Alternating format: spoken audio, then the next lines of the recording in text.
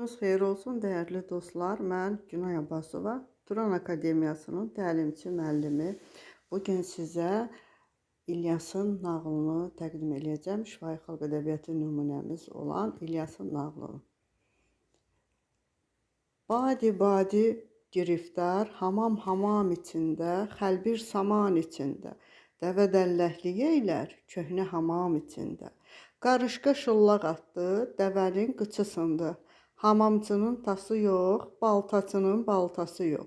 Orada bir tazı gördüm, onun da xaltası yox. Günlərin bir günündə Məmməd Nəsir tinində biri var idi, biri yox idi. Allahdan başqa heç kim yox idi. Çoxlu şilaşı yemişəm, heç belə yalan deməmişəm. Bir tacir var idi. Bu tacirin İlyas adlı bir qulu var idi. Tacir İlyası öz oğlu kimi istəyirdi. İlyas da taciri öz dədəsi kimi. Bir gün tacir əlində olan var-yox mayasını batırdı. Tacir çox fikirli oturmuşdu. İlyas bunu qüssəli görüb yanına gəldi. Dedi, ağa, nə fikir eləyirsən? Dərdini deyə bəlkə çarə elədim. Tacir gülüb dedi, ay İlyas, sən bir qul adamsan, mənim dərdimə nə çarə eləyə bilərsən? İlyas dedi, ay ağa, sən özün bilirsən ki, mən səni nə qədər istəyirəm. Bəlkə ikimiz bir yerdə dərdivə dərman elədik. Tacir çarəsi kəsildi, dedi. İlyas, mən var-yox mayamı batırmışam. İndi əlimdə bir qəpik mayam yoxdur. Onun fikrini eləyirəm ki, mən indi nə eləyəcəyim? İlyas dedi, ağa, bundan asan şey yoxdur. Apar məni sat, həmin pulu da əlində maya elə.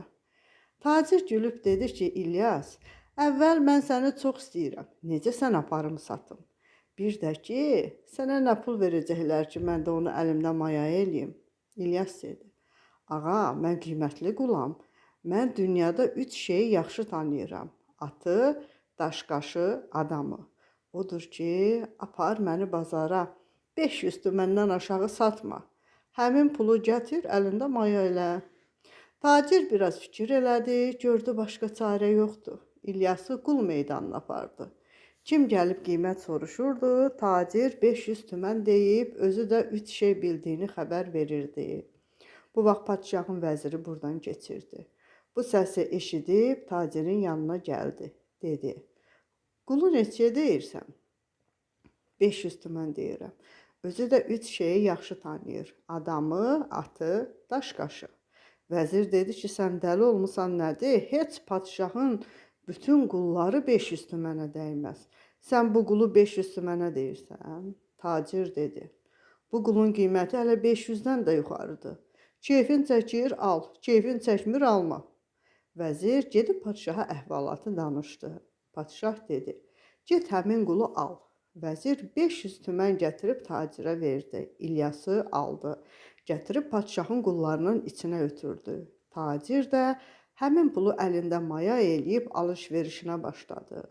Tacir alış-verişində olsun, İlyas da qulların içində olsun. Sənə kimdən deyim? Bizim bu şəhərin cavan padişahından. Bir gün padişaha bir gözəl at gətirdilər. Hamı ata baxıb bəhbəh dedi. Heç kim atda bir eyib tapmadı. Birdən padişahın yadına düşdü ki, axı mənim bir qulum var idi, atı çox yaxşı tanıyırdı. Tez əmr elədi, İlyası gətirdilər. İlyas baş əyib dedi, Qiblə-i aləm sağ olsun. Bu ata heç söz yoxdur, at birinci atdır. Amma bunun bir eybi var ki, suya girsə yatar. Hamı dedi ki, heç elə şey olmaz. İlyas dedi, padişah sağ olsun, mənim dövlətim yoxdur, ancaq başımı girov qoyuram. Atı salaq suya. Əgər yatmasa, mənim boynumu vurun. Bəli, atı mindilər, suya vurdular. At suya girən kimi yatdı. Hamı məəttəl qaldı. Padişah İlyasdan soruşdu ki, İlyas, bu at niyə suya girən kimi yatdı? İlyas dedi, padişah sağ olsun. Bu ata camış südü veriblər. Odur ki, camış kimi suya girən kimi yatır. Padişah İlyasın bu sözünü yoxlamaq üçün atı satandan soruşdu. Sən bu ata camış vermisən, camış südü vermisən? At satan baş əyib dedi ki, padişah sağ olsun. Bu at anadan olandan sonra anası öldü. Mən də onu camışımızla əmizdirdim. Padşahın İlyasdan çox-çox xoşu gəldi, dedi: "Bu atı alın, ilxiyə qatın. Çapışmada lazım olar." Özü də əmr elədi ki, bundan sonra mən yeyən xörəkdən İlyasa da verin. Bəli, İlyas hər gün padşah yeyən xörəkdən yeyirdi. Bunlar burada yeməkdə olsunlar, sizə kimdən deyim, bizim padşahın qonaqlarından. Bir neçə şəhərin padşahları bizim padşaha qonaq gəlmişdi. Bir nəfər də padşaha yumurta boyda bir almaz gətirmişdi. Hamı almaza baxıb bəhbəh eləyib deyirdi ki, bu almazın heç qiyməti yoxdur. Bu qiymətdə şey ola bilməz. Birdən padşahın yadına düşdü ki, axı mənim İlyas adında qulum var, daş qaşı tanıyır. Tez əmr elədi ki, İlyası çağırtdırdı. İlyas gəldi, baş əydi, dayandı. Padşah dedi: "İlyas, oğul, bu almaza qiymət qoy." İlyas almazı aldı əlinə, bir o tərəfinə baxdı, bir bu tərəfinə baxdı, dedi: "Padşah sağ olsun, almaz 30 tüməndən yuxarı dəyməz. Çünki bunun üzü almazdır, içi torpaqdır." Hamı dedi: "Heç elə şey ola bilməz." İlyas dedi: "Padşah sağ olsun, əmr eləyin, almazı sındırsınlar, içindən torpaq çıxmasa boynumu vurdurun." Bəli, padşah əmr elədi, almazı sındırdılar. Almaz sınan kimi içindən torpaq töküldü. Həmin almaza qiymət qoyanlar ki, deyirdilər ki, bu almazın qiyməti yoxdur. Hamısı utandı, başını aşağı saldı. Padşah fərəhləndi ki, belə bir qulu var. Qonaqların yanında qoltuğu şişdi. Bəli, padşah əmr elədi ki, bundan sonra İlyas mənim özümlə çörək yeyəcək. Bəli, bu gündən İlyasla padşah həmişə bir yerdə çörək yeyirdilər.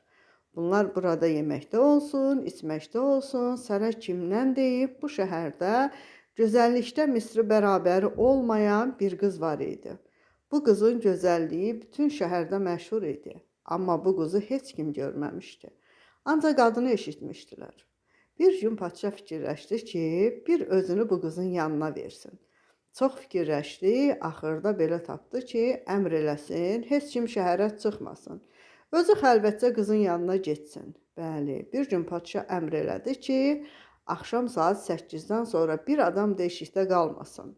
Bir adamın pəncərəsi açıq olmasın. Əmrimə tabe olmayanların başını bədənindən ayıracağam.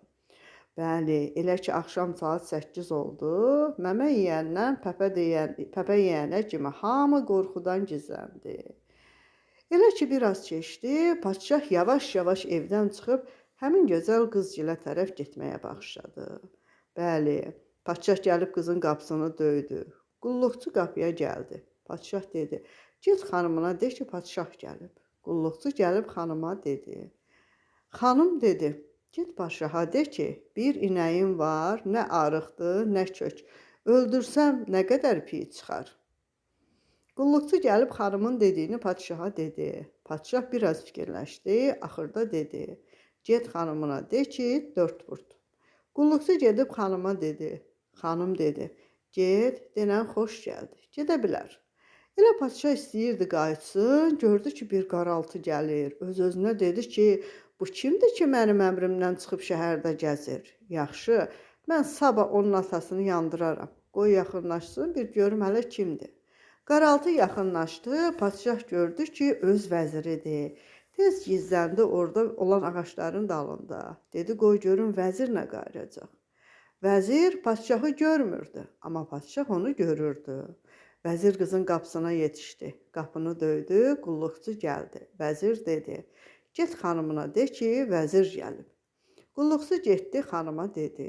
Qayıdıb gəldi ki, xanım deyir ki, bir inəyim var. Nə arıqdır, nə kök. Öldürsəm nə qədər piy çıxar. Vəzir fikirləşdi, nə desin, neçə put desin, axırda dedi ki, 7 put. Qulluqçu gedib xanıma xəbər verdi. Gəlib dedi, xanım deyir ki, gedə bilər, xoş gəldi. Vəzir istəyirdi qayıtsın, bir də gördü ki, aha, budur, bir qaraltı gəlir. Öz-özünə dedi, ədə, bu kimdir eşiyə çıxıb? Səhər padşaha deyəcəm, bunun başını bədənindən ayırsın. Tez ağaçların dalına girdi ki, gizlənsin. Gördü, padşah da burada mısıb. Vəzir istədi səs eləsin, padşah dedi, dinmə, görək bu gələn kimdir? Görək bu nə deyəcək? Bunlar burada mıstılar. Qaraltı yaxınlaşdı. Gördülər ki, bu gələn İlyasdır. İlyas qızın qapısını döydü, qulluqçu gəldi. İlyas dedi, get xanımına de ki, padşahın qulu İlyas gəlib. Qulluqçu gedib xanıma xəbər verdi, gəlib İlyasa dedi. Xanım deyir ki, bir inəyim var, nə arıqdır, nə kök. Öldürsəm nə qədər piy çıxar? Padşahla vəzir dedilər ki, dayan görək indi bu nə deyəcək. İlyas dedi, get xanımına de ki, qəbuldur. Padşahla vəzir lap məəttəl qaldılar. Dedilər, nə olsun ki, bunu biz də deyərdik də. Bəli, qulluqçu gəlib qapını açdı, İlyas içəri girdi. Padşahla vəzir işi belə görüb tez bir səhər özlərini qızın bağçasına saldılar. Ağacların altında gizləndilər, gördülər ki, İlyas gəlib eyvanda əyləşib. Bəli, qulluqçu əlində bir məcmeyi, üstündə ağ örtük gətirib İlyasın qabağına qoydu. İlyas məcməydən örtüyü götürdü. Gördü ki, məcməyidə bir qayçı, bir varaq kağız, bir Quran, bir top iynə, bir də bir nar var. Padşahla vəzir dedilər, hələ qoyaq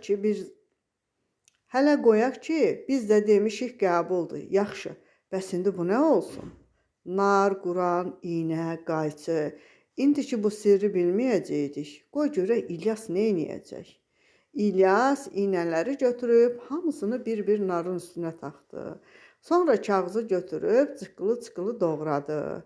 Sonra Quranı öpüb yerə qoydu. Padşahla vəzir bir-birinə dedilər, yaxşı bu nə olsun? Bu halda qulluqçu gəldi, məcmeyini apardı. Bəli, elə ki qulluqçu məcmeyini apardı, xanım eyvana gəldi. Qolunu İlyasın qoluna saldı. Xanım, nə xanım? Aya deyirsən çıxma, mən çıxım, günə deyirsən çıxma, mən çıxım. Adam deyir, yeməyim, içməyim bu xanımın xətti xalına, gül camalına tamaşa eləyim. Padşahla vəzirin ağzının suyu axırdı. Xanımla İlyas öpüşdülər, görüşdülər, sonra girdilər evə. Vəzirlə padşahın az qalırdı ki, paxıllıqlarından bağırları çatlasın. Bəli, padşah ki, gördülər ki, az qalıb sübh açılsın, tez durub evlərinə getdilər. İlyas səhər çox bir vaxt gəldi. Padşah dedi ki, İlyas, gecə hardaydın? İlyas dedi, padşah sağ olsun. Məni sənə satan tacirin anasını mən özümə ana kimi bilərdim. O da məni çox istəyirdi. O ölübdü. Getmişdim onun qəbrinin üstünə. Qəbrin üstündə ağladım, yuxu tutdu, qaldım qəbrin üstündə. Bir də gördüm ki, səhərdir. Padşah bilirdi ki, gecə İlyas hardadır. Çünki özü öz gözü ilə görmüşdü axı. Odur ki, bildi ki, İlyas yalan danışır və yenə dedi, İlyas, düzünü de, gecə haradaydın? İlyas dedi, padşah sağ olsun, yuxu tutmuşdu, qalmışdım qəbrin üstündə. Padşah hirsləndi, dedi ki, İlyas, düzünü de, gecə hardaydın? Yoxsa başını bədəndən ayıraram. İlyas yenə dedi ki, padşah sağ olsun, yuxu tutmuşdu, qalmışdım qəbrin üstündə. Padşah əmr elədi ki, aparın bu məlunu oxlayın. Amma ox atanları öyrətdi ki, oxu elə atın ki, İlyasa dəyməsin. Çünki bu sirləri öyrənmək istəyirdi. Bəli, İlyası oxa basdılar. Amma ox İlyasa dəymirdi. Boynunun, qoltuğunun altından keçirdi. Padşah gəldi, dedi, İlyas, düzünü de görüm, gecə hardaydın? Yoxsa bu saat səni astıraram. İlyas yenə dedi ki, padşah sağ olsun, yuxu tutmuşdu, qalmışdım qəbrin üstündə. Padşahın qəzəbi artdı, hirs beyninə vurdu. Gördü ki, bu dediyin deyir, əmr elədi ki, bu saat bunu asın. Bəli, İlyası dar ağacının altına gətirdilər, kəndiri boğazına saldılar. Elə ki, istədilər kəndiri çəksinlər, bir də gördülər ki, bir atlı çapa-çapa gəlir. Atlı elə yeyin gəlirdi ki, atın üstündəkini görmək mümkün deyildi. Elə ki, dar ağacının altına yetişdi, çapa-çapa yerə bir nar vurub getdi. Bir nar yerə vurub getdi. Nar dağıldı. İlyas dedi, dayanın, deyim. Bəli, İlyasın boynundan kəndiri açdılar. İlyas dedi ki, padşah sağ olsun.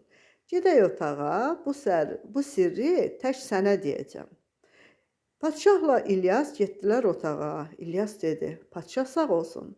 Gecə mən filan gözəl qızın yanında idim. Padşah dedi ki, yaxşı. O pi məsələsi nə idi ki, sən dedin ki, qəbuldur? İlyas dedi ki, padşah sağ olsun. Xanım o sualla demək istəyirdi ki, sən məni görməmisən, bilmirsən arığam, kökəm, gözələm, çirkinəm. Onda mən dedim ki, qəbuldur. Yəni hər necə olsan, gözəl də, çirkin də, arıq da, kök də, mənə qəbulsan. Onda qapını açdılar, məni içəri buraxdılar. Padşah dedi, yaxşı, o məcməyi məsələsi nə idi? İlyas dedi ki, padşah sağ olsun. O atlı ki, keçdi, narı yerə vurdu. Nar dağıldı. Həmin o qız idi. Narı yerə vurdu, dedi ki, bu sir mənim deyil. Qoy dağılsın, sən ölmə. Odur ki, mən də dedim. Padşah İlyasa bəhbəh deyib öz yanında oturtdu. Dedi ki, İlyas, axı sən adamı da tanıyırsan. İndi de görün mən necə adamam. İlyas dedi ki, padşah sağ olsun, sən çörəkçi oğlusan. Padşah dedi ki, sən nə danışırsan, mən padşah oğluyam. Mənim atam da bu şəhərin padşahı olub, babam da. İlyas dedi ki, padşah sağ olsun. Əmr elə, anan gəlsin. Soruş, elə olmasa boynumu vurdur. Padşah anasını çağırdı və dedi, ana, düzünü de görüm mən kimin oğluyam, mənim atam kim olub? Anası dedi ki, bala, mən sənə həmlə olanda atan dedi ki, əgər qız doğsan, səni öldürəcəyəm. Oğlan doğsan, nə desən gözüm üstə. Mən doğan gecə qonşuda çörəkçinin arvadı da doğdu. Mənim qızım onun oğlu oldu. İşi belə görəndə mamıya pul verdik. Çörəkçiyə də pul verdik, uşaqları dəyişdirdik. İndi sən doğrudan da çörəkçi oğlusan. Padşah İlyasa afərin deyib soruşdu. İlyas, sən nə bildin ki, mən çörəkçi oğluyam? İlyas dedi ki, padşah sağ olsun. Mən ondan bildim ki, sən əvvəl dəfə əmr elədin ki, mən sənin çörəyindən yeyim. Sonra bir yerdə çörək yedik. Ta sən mənə nə pul, nə başqa şey bağışlamadın. Odur ki, mən bildim ki, sən çörəkçi oğlusan. Padşah dedi ki, yaxşı İlyas, bəs o qız kimdir? İlyas dedi, padşah sağ olsun, o qız əsl padşahın qızıdır. Padşah anasından soruşdu, gördü doğrudan da həmin qız bunun yerinə dəyişilən qızdır. Padşah soruşdu ki, İlyas, bəs sən kimsən? İlyas dedi ki, padşah sağ olsun, mən bir bağban oğluyam. Mən uşaq olanda bizim şəhərə hücum eləyib basırlar, məni də əsir eləyirlər. Sonra da gətirib qul bazarında qul yerinə satdılar. Padşah İlyasın bütün xasiyyətləri ilə fərəhləndi. Həmin qızı İlyasa aldı. 40 gün 40 gecə toy elədi. Öz tacını başından götürüb İlyasın başına qoydu. Dedi, padşahlığa sən yararsan. Sənin biliyin mənimkindən çoxdur. Bundan sonra bu şəhərin padşahı İlyas oldu. Yedilər, içdilər, mətləbə yetişdilər. Göydən 3 alma düşdü. Biri mənim, biri nağıl deyənin, biri də özünün. Sən 100 yaşa, mən də 250. Hansı çoxdur sən götür, sən sağ, mən salam.